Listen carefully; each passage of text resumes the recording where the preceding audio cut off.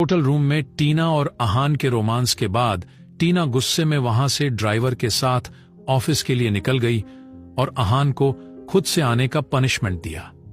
अहान दरवाजे से लगकर जाती हुई टीना को देखकर उसे मनाने के बारे में सोच ही रहा था। तभी मैनेजर वहां आया और हाउसकीपिंग स्टाफ के हाथों से एक पैकेट लिया और अहान के सामने बढ़ा दिया और वहां से जाने लगा।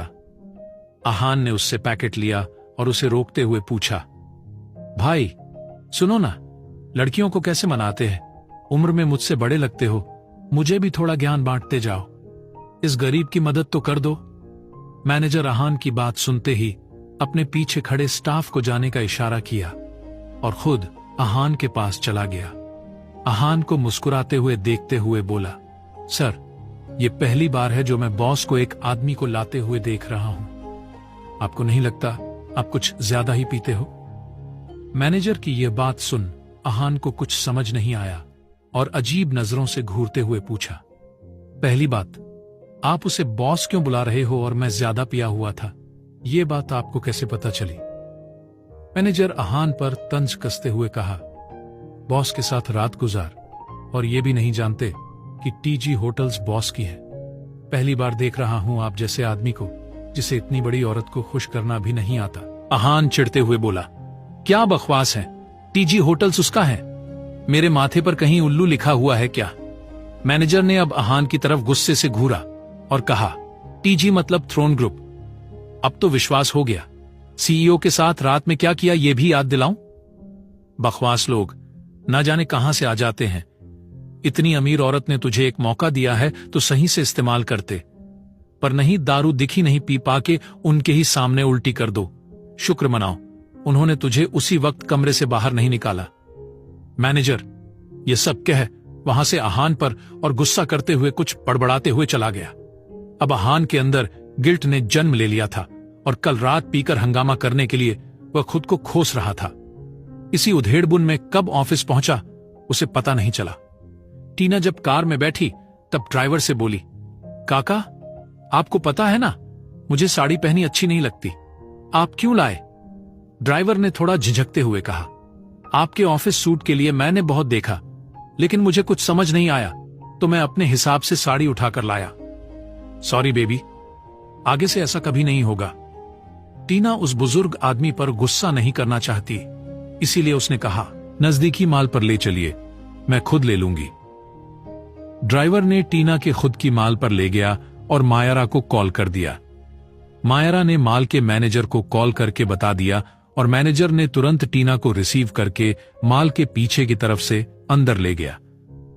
टीना ने जल्दी से ऑफिस सूट पसंद कर ली और जब चेंजिंग रूम में पहुंच अपनी साड़ी उतारने लगी तभी उसे लगा कि उसे कोई देख रहा है।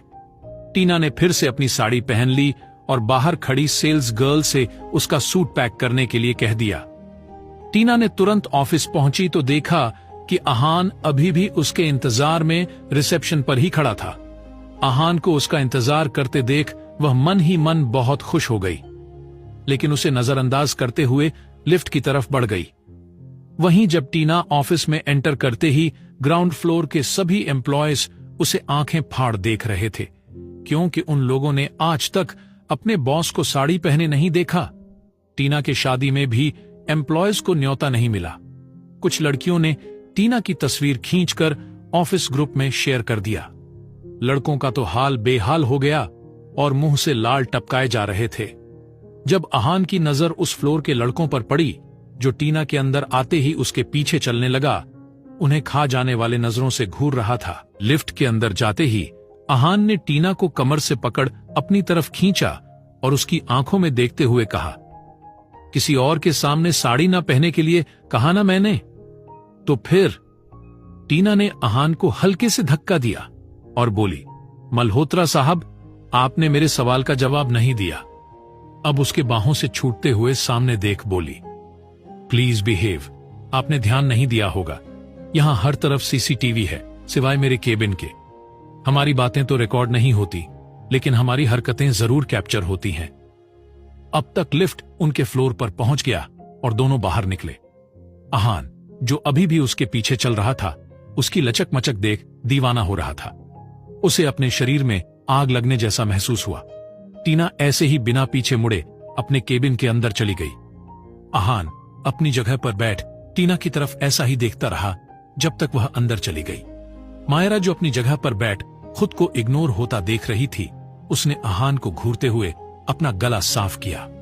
आहान जो अभी भी टीना की सुंदरता पर फिदा होकर ऐसे ही बैठा हुआ था, यह सुन झेंप गया और मायरा की तरफ गुस्से में घूरा और कहा, आप चोर की तरह यहां ऐसे क्यों दुबक कर बैठी हो? मायरा अब और गुस्सा होते हुए आहान के सामने आकर खड़ी होकर अपने हाथों को कमर पर रख उसे घूरने लगी।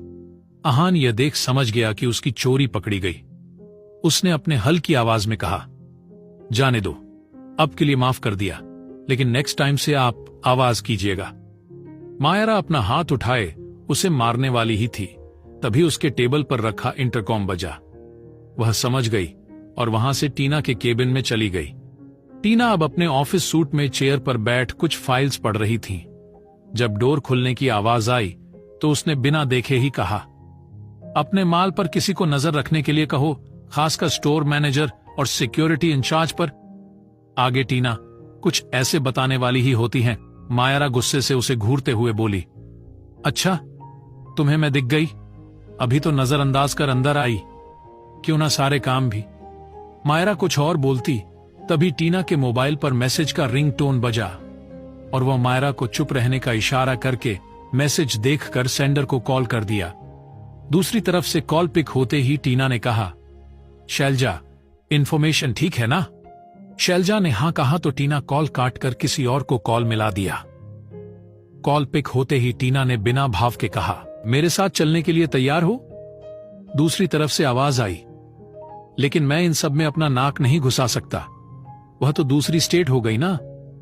टीना अब गुस्सा हो गई और चिल्लाते हुए बोली, अभी के लिए मेरे पास रियाज और सुहेल दोनों नहीं है, इसीलिए पुलिस ऑफिसर की तरह नहीं बल्कि मेरे बॉडीगार्ड की तरह चलो। निकुंज। ये सुन निकुंज ने थोड़ी सी आनाकानी की तो टीना ने डेविल स्माइल देते हुए बोली, सुप्रिया, कल मुझे पार्टी में इनवाइट किया है, अगर तुझे भी मेरे साथ पार्टी में चलना है तो। ये कह वह कॉल कट कर दिया।